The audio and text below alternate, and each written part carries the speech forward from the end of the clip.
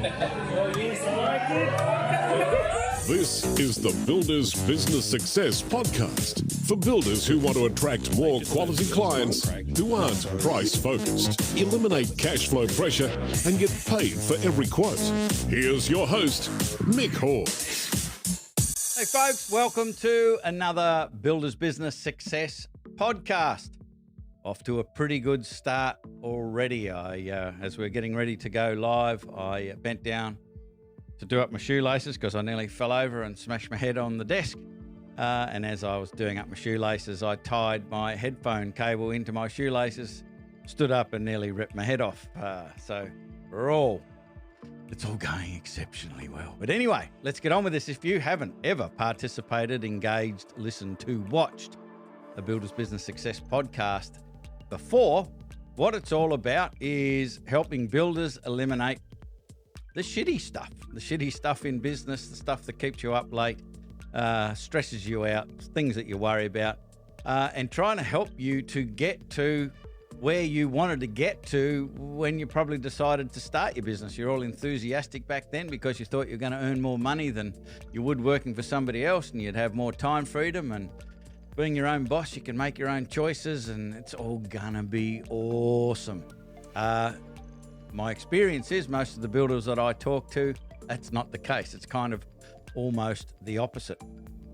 So the stuff we talk about in this podcast is the stuff we talk about in Builders Business Black Belt every day. Every day we get together with the gang for an hour. Builders from all over the country, builders from New Zealand, and we talk about the common and costly issues that we come up against in a building business and come up with solutions. And the cool thing is that those solutions can be implemented today, and we can get feedback on it tomorrow, and we can figure out a better way of doing it tomorrow, implement that tomorrow, and get feedback on that the day after. So things can move really, really quickly, and we've got different builders working on different problems that pop up. So the speed of the group, it's like a peloton in the Tour de France. You know, the peloton will always move faster than a single rider, and that's what I love about working with this group, because they all help each other, support each other, and we can get this information and we can feed it to you through the Builders Business Success Podcast. So what we're doing today is we're talking about behavioral hurdles, because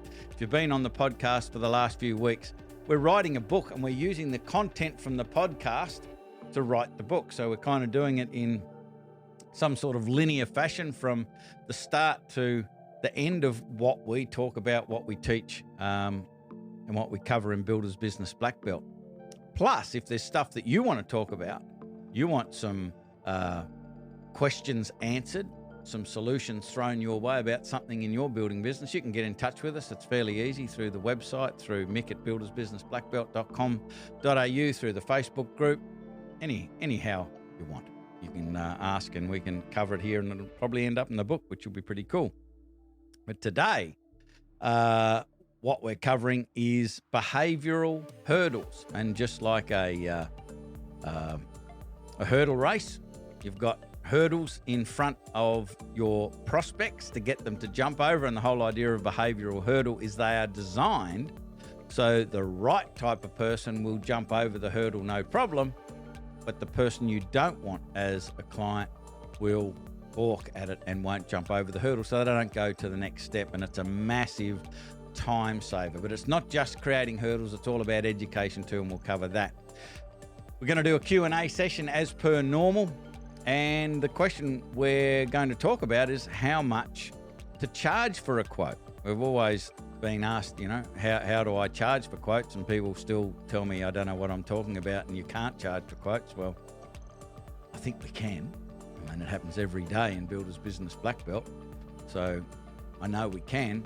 So the question is, how much can you charge, or how much is appropriate?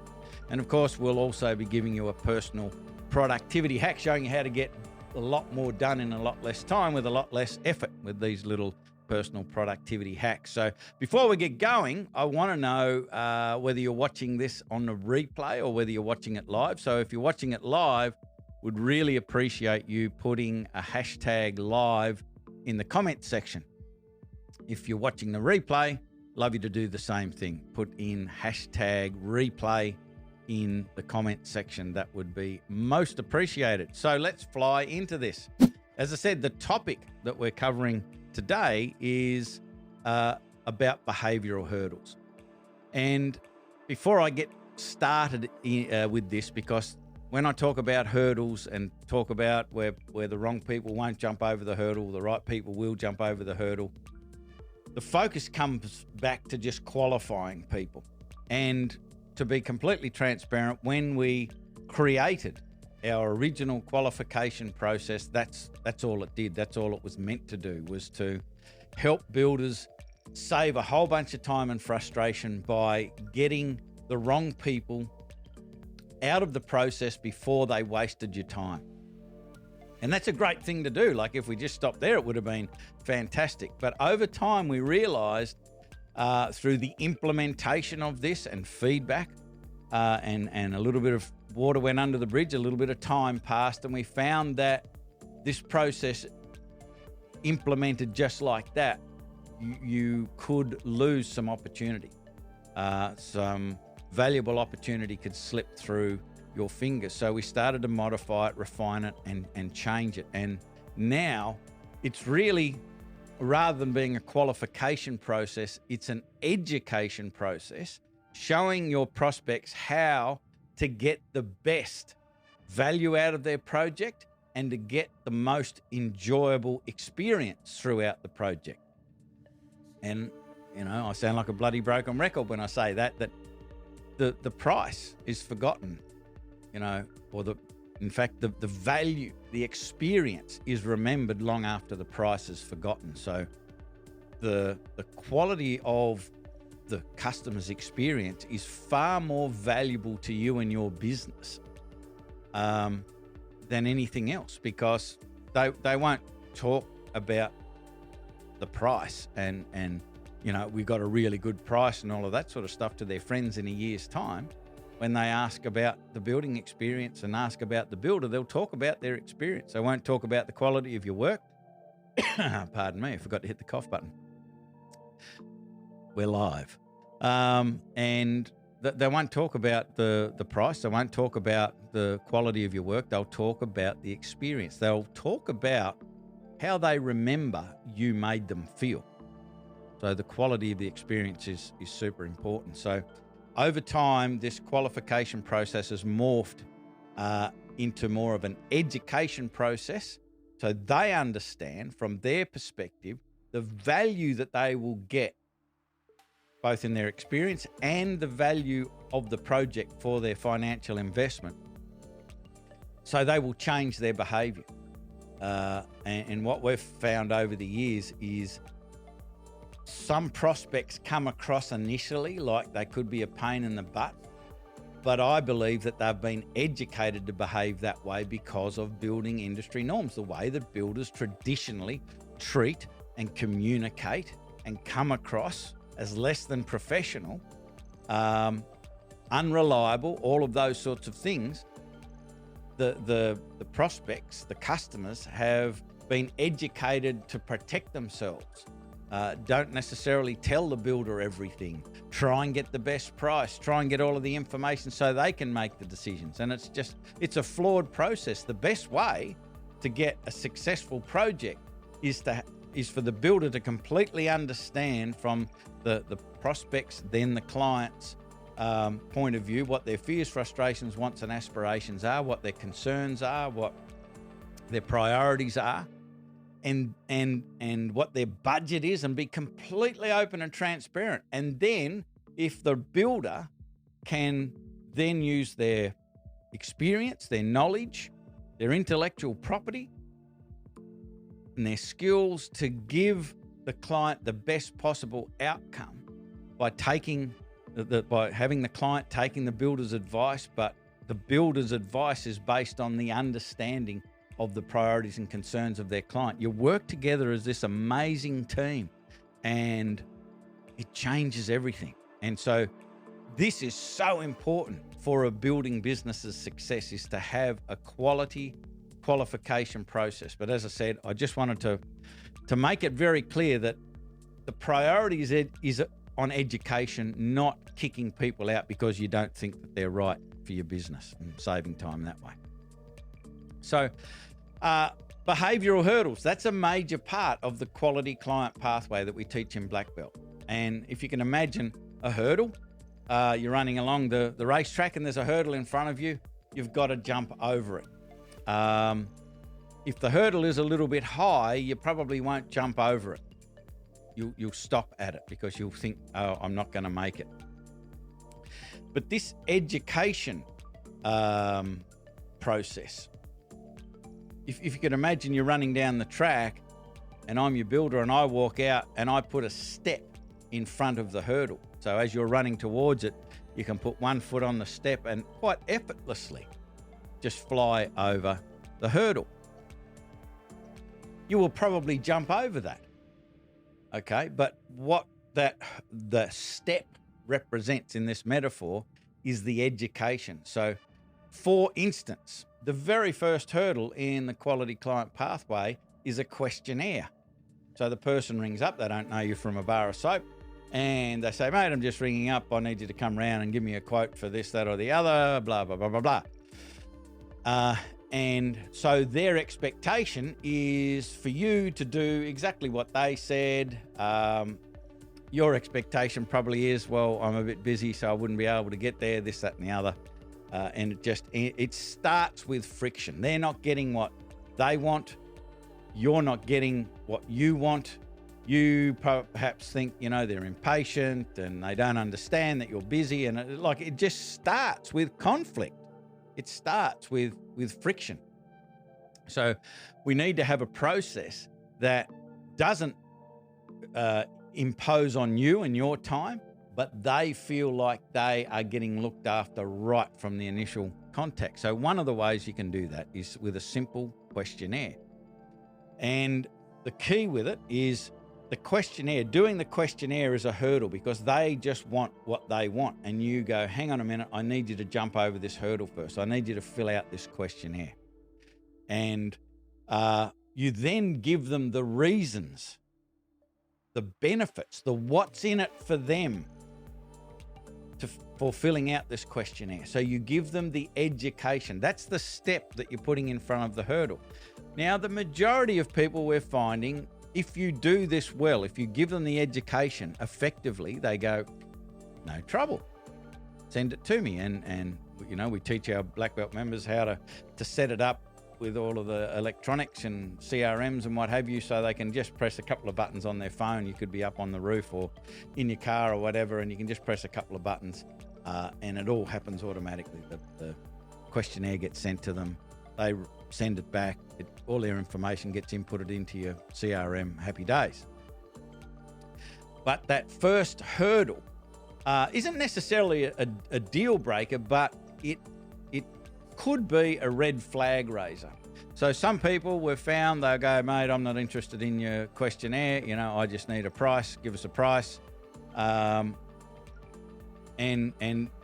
that is a red flag. Like, that is a massive red flag. And you can choose what to do. You can choose to, give them some sort of ballpark estimate over the phone if you want to, or you can explain again the value of the questionnaire and following your process and the benefits and how they'll save time and money and avoid costly issues and all of this sort of thing.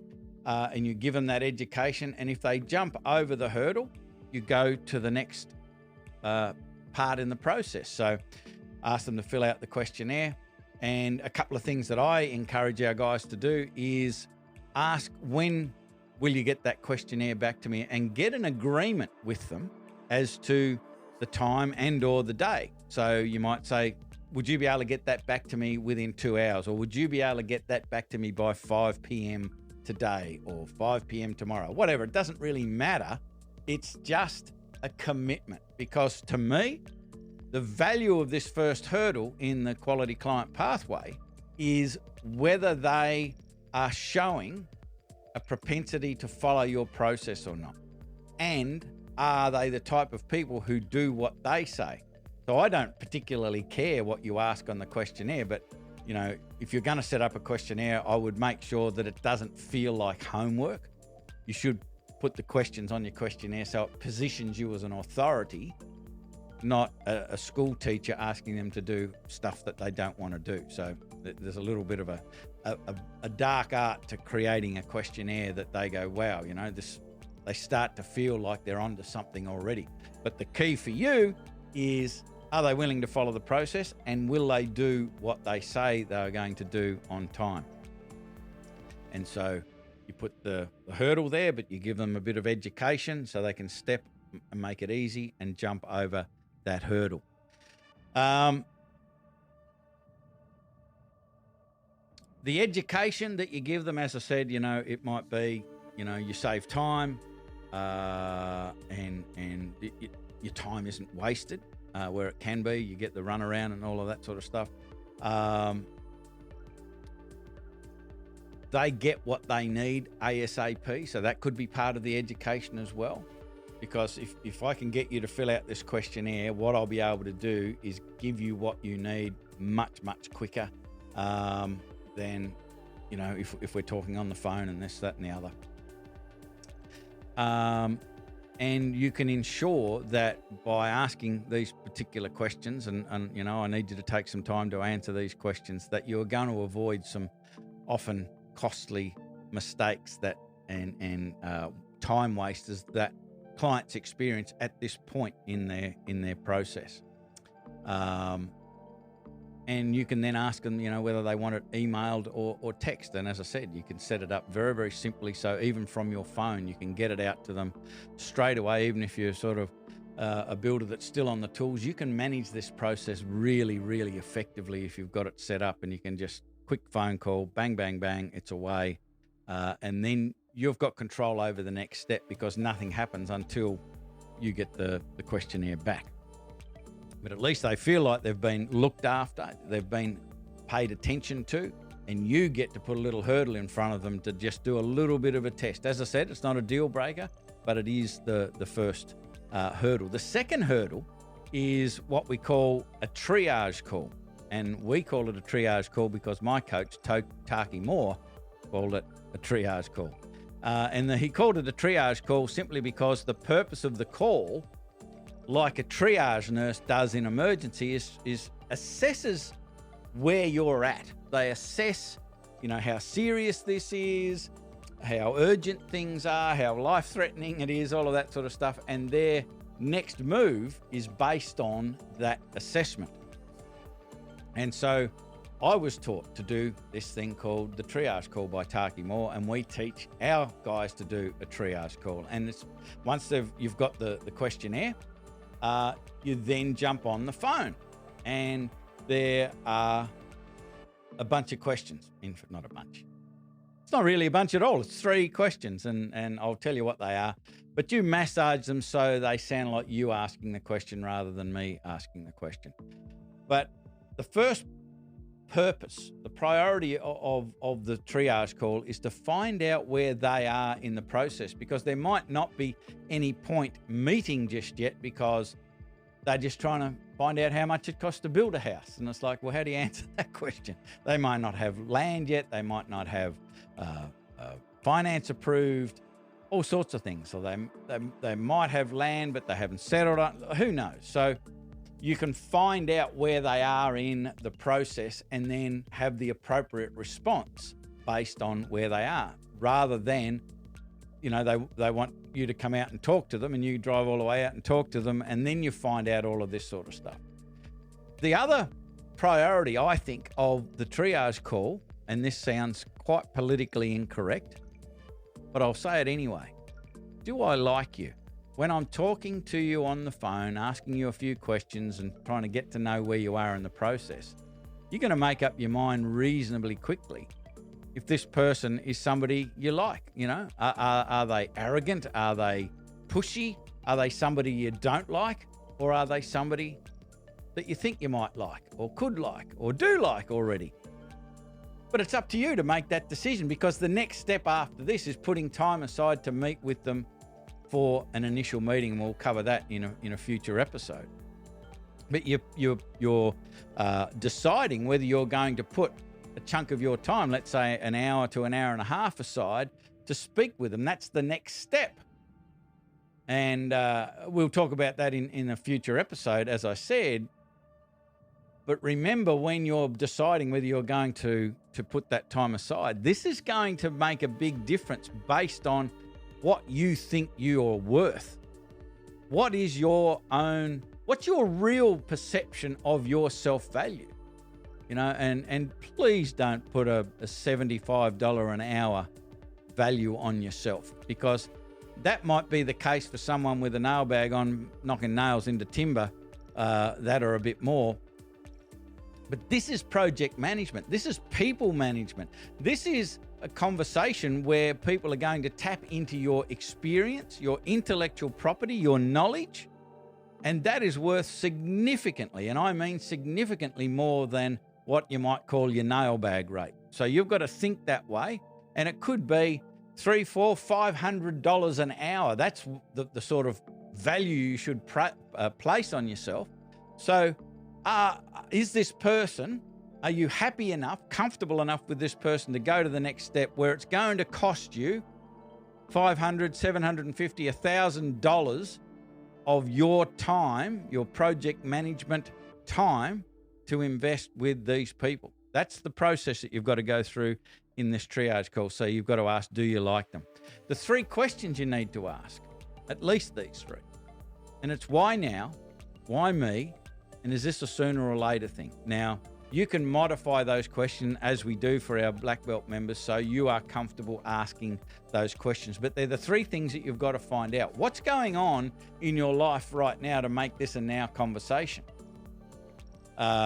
Any of our Blueprint members or Black Belt members would probably have heard that question, because that's the exact question that we would ask on the call. But you might ask it a little bit differently. But you're trying to find out where they are, what's going on in their life right now to have motivated this call.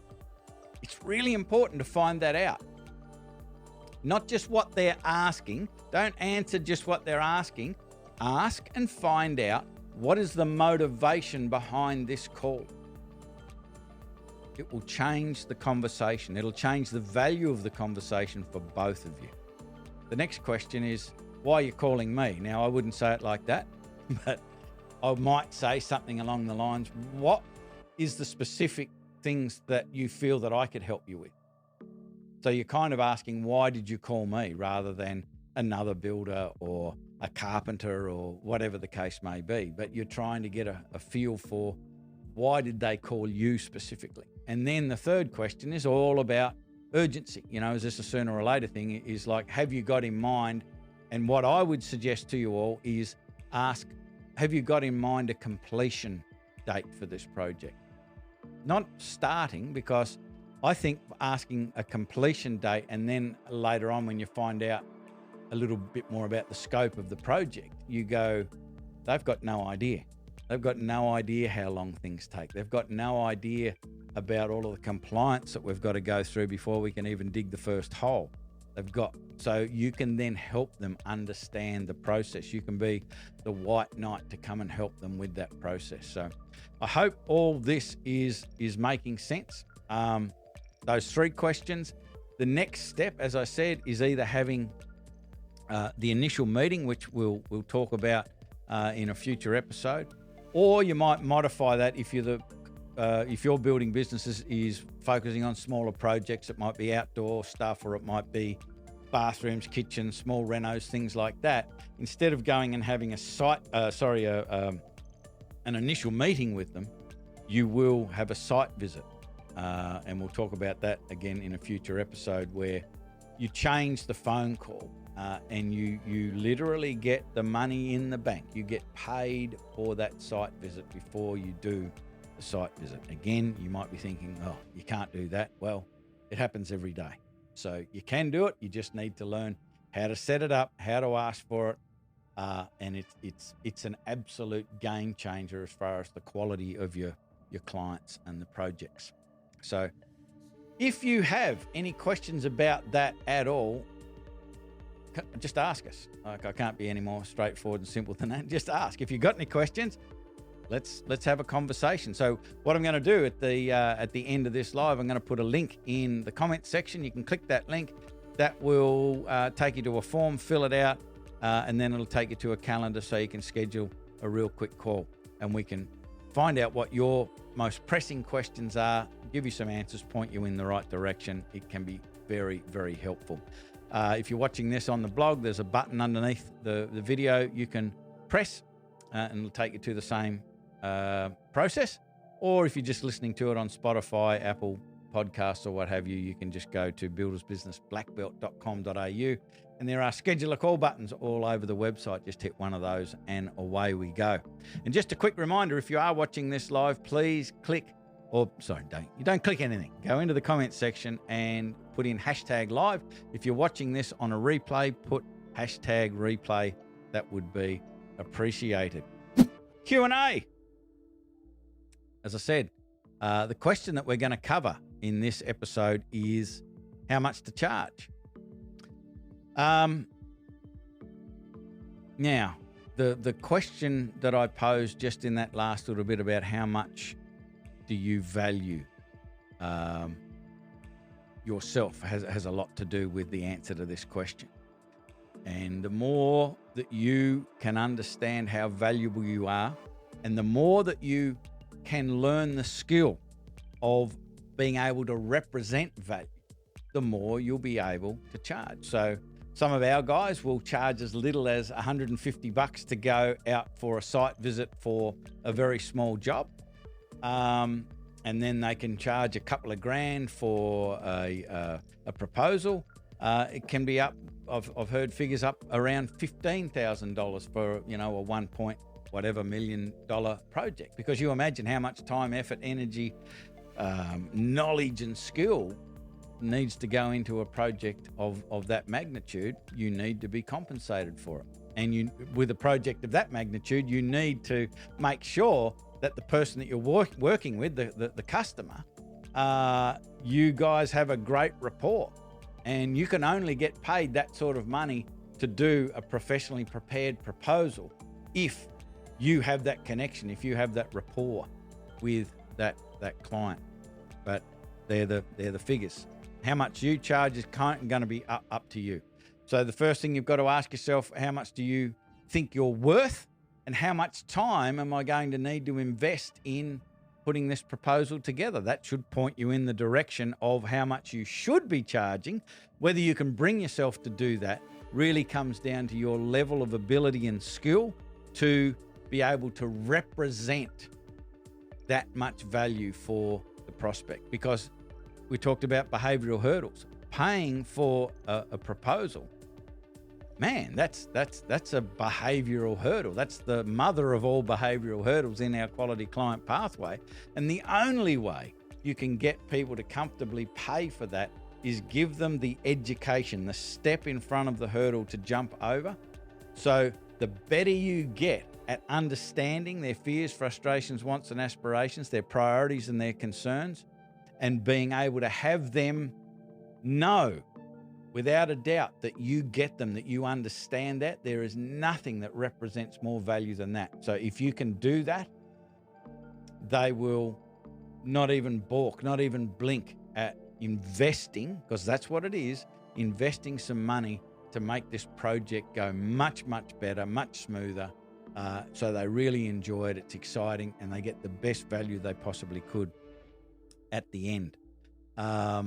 Another idea with this is some Black Belt members offer what's called a feasibility study. So rather than, charging for this whole big quote, one of they've come up with this idea of having a feasibility study, which eliminates this whole problem of, the architect or the building designer having unfortunately planted a price in their customer's mind as to what this would cost. And then when the builder prices it, it ends up being way too expensive, and the builder cops it in the neck for being the boogeyman that stole their bloody dreams. But it's not the builder's fault. It's a combination of the architect and building designer giving a price when they shouldn't have, and the client believing or having sort of that champagne taste and the beer budget. So a feasibility study, we've found, is a really great way of overcoming that problem. And what it does is it gets them to invest in you, even if it's not for the proposal yet.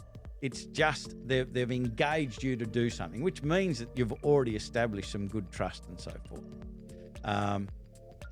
Now, remember, this is a behavioral hurdle, and remember that the resistance, if you're getting resistance to the price you're charging, that only means that you haven't figured out yet how to effectively represent the value that they need to see to be able to do it.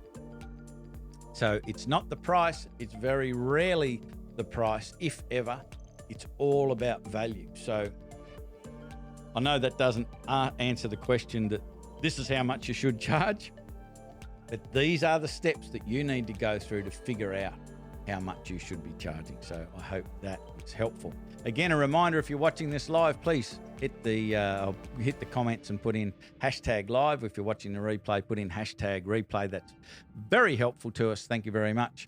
Personal productivity hack time, I believe. And I mentioned this earlier in the show, is having a questionnaire. So that behavioral hurdle at the start, having it produced from a CRM form. And what I mean by that, CRM is a customer relationship management software. So what we use and what we recommend our builders use, and in no way, shape or form do I get any sort of commission or kickback or anything for saying this. It's just what we use. And I only recommend it because if we use it, if someone in Black Belt's got a question on how to use it, I'll probably be able to help them out. And we use a CRM called ActiveCampaign. And what that does is allow you to create forms where people can fill them in. They're online forms. But the beauty of it is it creates a link that you can just send them and it'll take them straight to the form. Or if you've got a web designer and you want to be really sexy about it, you can get what's called the HTML code. Getting very technical here. It's the HTML code. You can send that to your web person and they can embed that code into a web page. So that link that you give them takes them to a web page on your website, and the form looks very beautiful on your website, and they press send or submit or whatever button you've got there, and all of their answers are populated into your database all automatically. The beauty of that is it can also trigger off a whole bunch of automated emails, so they feel that they're getting support, information, and value. And all of this happens while you're still driving around or up on the roof or doing what you're doing. It can all happen automatically. So you can take that initial call and you can go, let me send you the questionnaire. Would you like it by text or by email? You send it away, bang. They are now being looked after. As soon as they fill out the form and send it back or submit it, they will start to get communications and they'll start to feel like they're being valued if you do this correctly. And it saves you from being interrupted all of the time. You know, you're constantly, you could be on the phone for 90 seconds and do this properly versus having 10 or 15 minutes wasted, and you're constantly stopping and starting during the day. And obviously what you can do is have that phone number, the initial phone number, going to somebody else who you can teach how to offer the questionnaire and send them out the links and all of that sort of stuff. You could probably even outsource that. In fact, a lot of our Black Belt members were looking at outsourcing all sorts of various things just the other day, and that could easily be one of those things. So don't be slack. Figure this sort of stuff out, and it will save you a ton of time. And if you think, well, I haven't got time to do that, the reason you haven't got time to do that is probably you're answering phone calls all of the time and having your time wasted.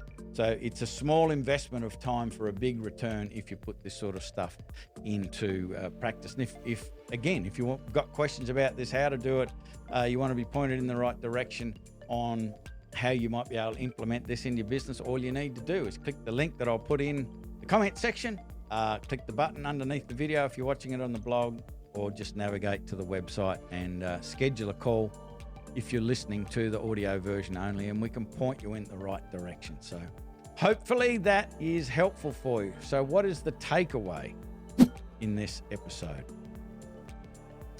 I just think that it's kind of the blinding flash of the obvious that systems and procedures can be an absolute time saver. And if you're not investing some time each day in creating and or refining your systems and procedures, it's a little bit like you're driving around in your car yelling out the window, I'm too busy to stop for petrol.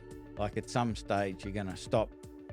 It'll probably be in a neighborhood that you don't like, and you'll look around and your car's up on bricks. So what you need to do is make sure that you put some time every day or at least every week into the identification, the building, the implementation, and the refinement of systems and procedures in your business.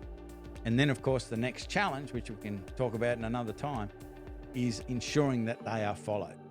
A procedure or a process that isn't followed kind of isn't really worth the paper it's written on. So you need to put that into your thought process when you're creating systems and procedures, and get the stakeholders, the people who need to be performing those systems and procedures, involved in the creation, implementation, and refinement of them, because you'll find that by doing that, they are more likely to follow them. So I hope all of that makes sense. I hope you have enjoyed this episode of Builders Business Success Podcast. Last reminder, please, if you've watched this live, put #live in the comments.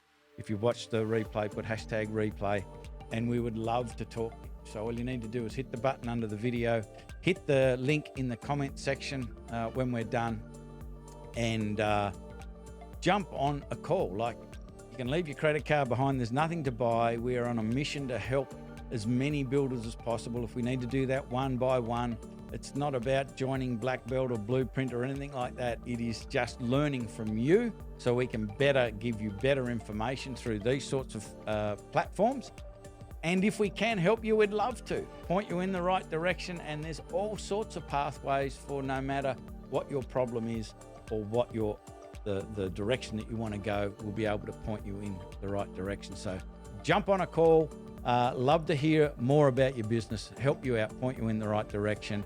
I'm Mick Hawes from Builders Business Black Belt. This has been episode 46 of the Builders Business Success Podcast. We'll see you next week. We'll be live in the Builders Business Success Forum. If you want to be with us live, you just need to join that group. That's easy to do. And we'll be seeing you next week, 10 a.m. in the Builders Business Success Forum. Bye for now. Okay, that's the podcast. If you have a question or want to know how Mick can help with your building business, email your request to mick@buildersbusinessblackbelt.com.au. Do it. Do it now.